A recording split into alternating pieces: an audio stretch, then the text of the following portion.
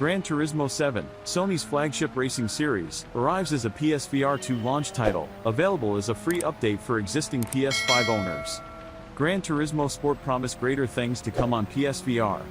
With VR support limited to 1v1 races against an AI opponent and time trials, it amazed and frustrated many back in 2017, and Gran Turismo 7 shows us how it's done on PlayStation VR2.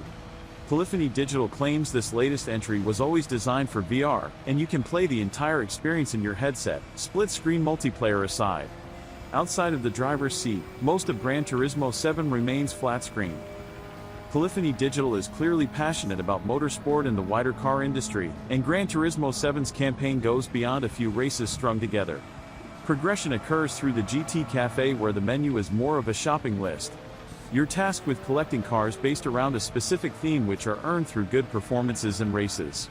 Some challenges require you to hold a national license obtained by completing set challenges.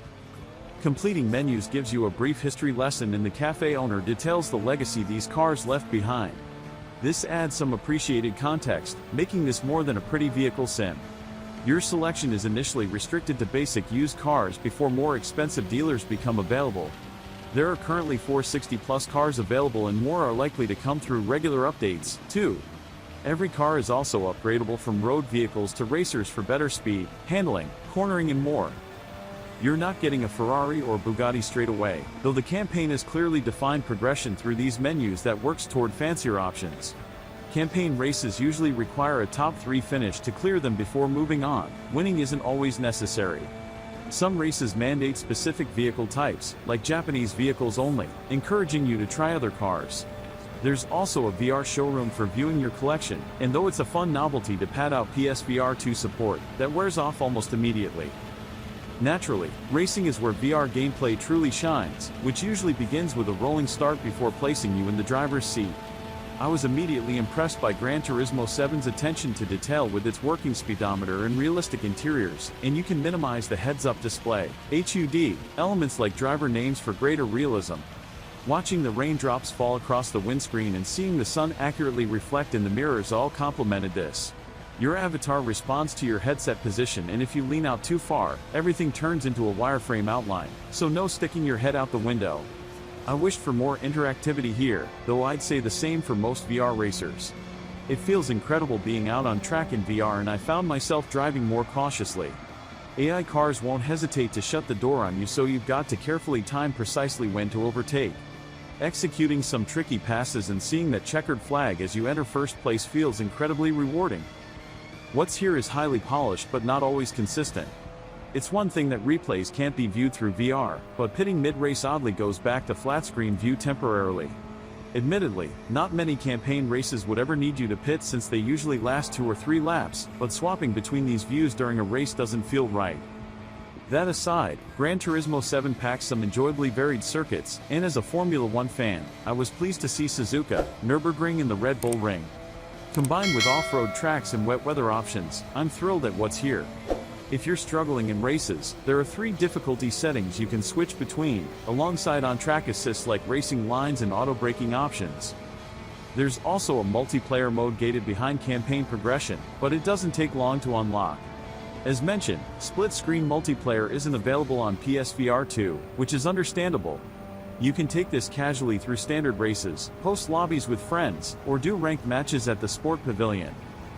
As for controls, Gran Turismo 7 doesn't support the PSVR2 Sense controllers at review time. Granted, VR racing sims often rely on more traditional gamepads, though more minor things like pointing at where I'd like to go on the world map would be nice.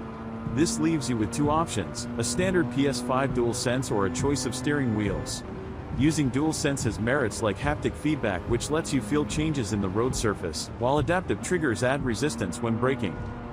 I preferred the steering wheel, and for this review, I received a Thrustmaster T248 from the manufacturer. You don't get that same buzz from the DualSense haptics, but controls feel tighter and more realistic with its force feedback, and putting my feet to the pedals and handling the wheel directly adds considerable immersion. The T248 requires 3 wires, a power supply, a connector to the pedals, and a USB cable to plug into the PS5. Overall, it's a great steering wheel for racing fans. The T248 and alternative wheels aren't usually cheap, but they can absolutely be a fantastic way to enjoy the Gran Turismo 7 VR racing experience. Gran Turismo 7 is bare on PSVR 2 comfort options. Outside the VR showroom, you don't explore beyond the driver's seat in VR. Headset vibration during collisions and impacts can be turned off, while force feedback on steering wheels and DualSense trigger strength is adjustable. The controller's vibration strength can be changed too. Haptic feedback can be entirely switched off from the PS5 settings menu. GT7 reprojects at 60 frames per second gameplay to 120 Hz, something previously confirmed by Polyphony's CEO. I didn't notice any issues relating to ghosting, but it's possibly apparent or uncomfortable to some. For more details on reprojection, check out our PSVR 2 tech analysis. Gran Turismo 7 is a solid racing game made better in VR. Unfortunately, GT7's problems from the original PS5 release haven't disappeared because it now uses a headset. Most egregious is the always online requirement, meaning you can't play the solo campaign mode without a connection. Polyphony claims this requirement prevents cheating.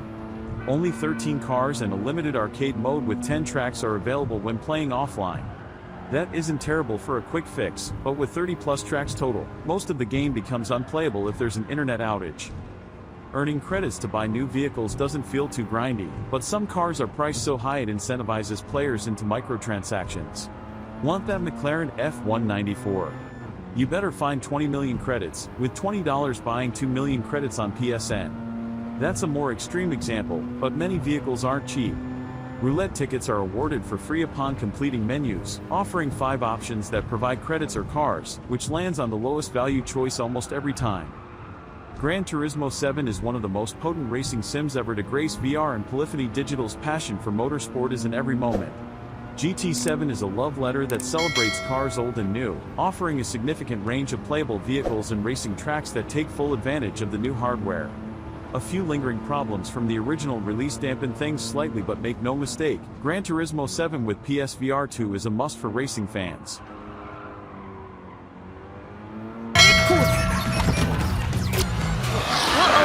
Get away from me! Come on! This in history class!